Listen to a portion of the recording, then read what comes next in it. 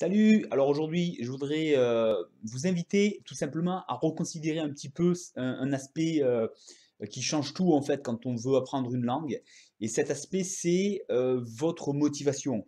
Alors bon, je sais que si je commence à vous dire, bah voilà, il faut être motivé, il faut se motiver, c'est bien beau tout ça, mais ça change rien du tout.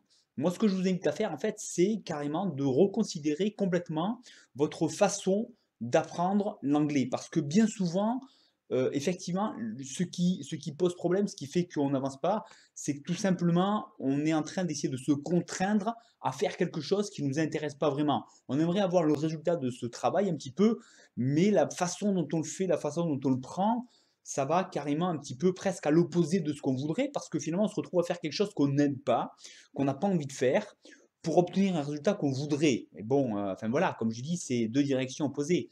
Donc, effectivement, la motivation joue un grand rôle et la façon dont on s'y prend, eh bien, si un petit peu ça casse notre motivation, c'est pas possible d'être performant dans une langue dans laquelle il faut s'investir un petit peu, j'aime dire corps et âme. Si on n'est pas pleinement investi dans ce qu'on est en train d'écouter, ce qu'on est en train de lire, ce qu'on veut exprimer, heu, on peut pas véritablement percevoir un petit peu le sens, les subtilités, la façon de s'exprimer différemment, essayer de rentrer vraiment dans la façon de parler, d'une autre manière qu'on n'a jamais fait finalement jusque-là, que ce soit la prononciation, que ce soit la façon d'utiliser les mots, les tournures qui sont différentes et cetera.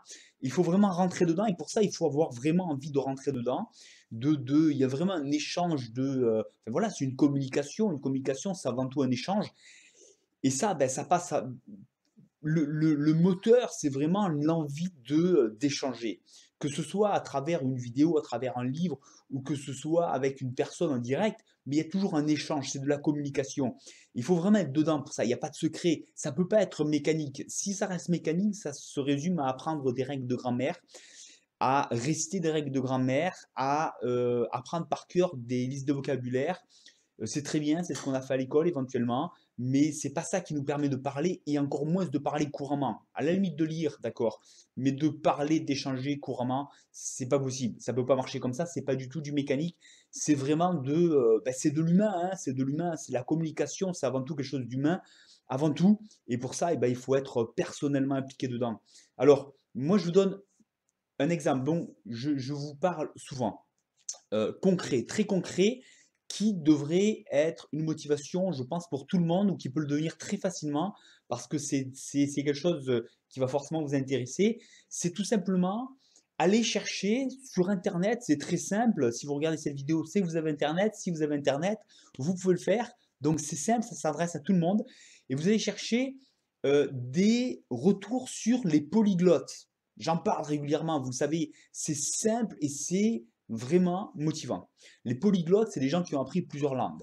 Et vous allez vous apercevoir que les polyglottes qui parlent de leur retour d'expérience, ils sont d'une part très motivés, donc ils vous donnent un peu cette inspiration, et ils ont fait comme vous en fait. C'est-à-dire qu'au début, ils ont tâtonné, bien souvent, ils sont sortis de l'école avec un regard sur eux-mêmes, sur leur capacité à apprendre les langues très pessimiste, parce que c'est pas de là que ça, c'est pas en sortant de l'école qu'ils sont, enfin voilà, qui sont devenus polyglottes, bien au contraire, c'est après, ils ont tâtonné, ils ont cherché, ils ont trouvé des choses qui leur plaisaient plus que d'autres, des choses qui les passionnaient même.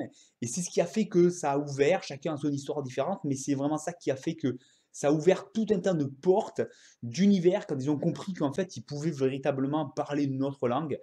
Et c'est toujours des récits passionnants, c'est toujours des choses qui sont très inspirants, qui vont résonner d'une manière ou d'une autre avec vous, avec votre propre histoire, vos propres passions, ou des choses qui vont vraiment enfin voilà, vous passionner à votre tour, qui vous passionnaient certainement déjà, peut-être avant, ou certains qui vont développer certains aspects qui sont des choses que vous comprenez parce que vous, ça vous plaît. Et donc chacun a son récit, il y a toujours des choses qui ben voilà, c'est vraiment quelque chose qui est contagieux un petit peu. Donc écoutez leur retour. C'est à la fois un superbe exemple, c'est à la fois très inspirant, ça va vous donner une autre vision de l'apprentissage des langues, et puis surtout qu'est-ce qui s'ouvre derrière, et un petit peu quel est le parcours, qu'est-ce qui vous attend. Et c'est très souvent une vision qu'on n'a pas parce que on s'arrête toujours sur le connu. Le connu, c'est ce qu'on a fait. Ce qu'on a fait, c'était l'école. et c'est vraiment un monde complètement à part. Donc, moi, je vous invite à aller écouter ces retours-là. C'est très simple, vous prenez Google, n'importe quel moteur de recherche, vous tapez polyglotte, vous prenez YouTube, vous tapez polyglotte. Alors, deux possibilités, soit vous tapez en français, 2TE à la fin, et vous allez trouver des retours en français, et ça va vous inspirer pour voilà, vous aussi, aller vous intéresser de plus près à d'autres langues, donc à l'anglais.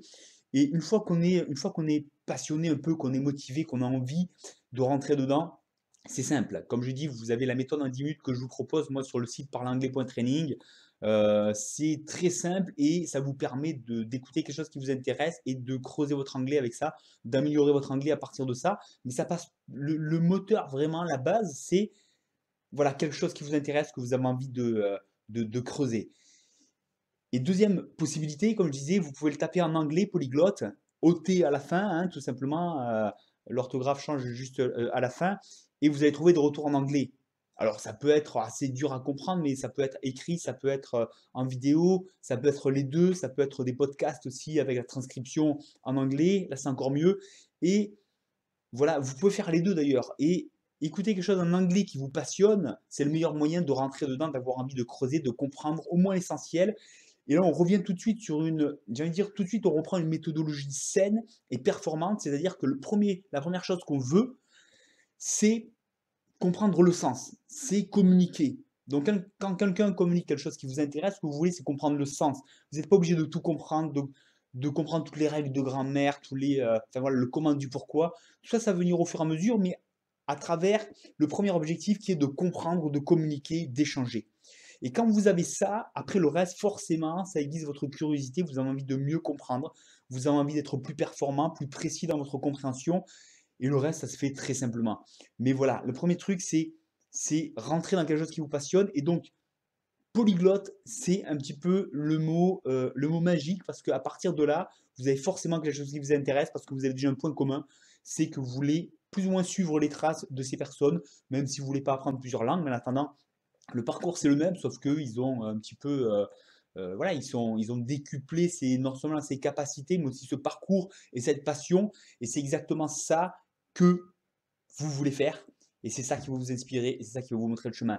Donc faites-le, polyglotte sur Google, sur YouTube par exemple, sur des vidéos, en français, en anglais, et vous allez voir tout de suite, ça va vous mettre dans le bain, ça va vous donner un point commun avec des gens que vous avez envie d'écouter, que vous avez envie de partager des choses avec. Et bah après, si c'est un blog, si c'est une vidéo sur YouTube, vous pouvez laisser des commentaires en français, en anglais surtout, laisser voilà, quelques petits mots, commentaires, et puis c'est comme ça qu'on commence un petit peu un échange, en tout cas qu'on commence à utiliser son anglais pour entrer dans un univers qui nous passionne, et celui-là, il va forcément vous passionner. Donc à vous de jouer, faites-vous plaisir. Moi je vous dis, c'est que ça, une fois que vous avez ça, tout le reste, ça vient vraiment tout seul. C'est un tout petit peu de rigueur. Et puis pour ça, je vous propose toujours la méthode en 10 minutes. Vous cliquez sur l'image suivante ou si vous êtes sur YouTube, en dessous de la vidéo, vous avez le lien. Et vous recevez la méthode en 10 minutes pour voir exactement comment s'y prendre de manière pratique pour améliorer son anglais avec des choses qui nous passionnent, tout simplement. Et vous allez voir que c'est très simple, très performant et c'est que du bonheur. Donc faites-vous plaisir. Un petit pouce en l'air si cette vidéo vous a plu, bien sûr. Inscrivez-vous à la chaîne YouTube. On se retrouve très bientôt. Et moi, je vous dis, enjoy. I'll talk to you soon. Bye bye.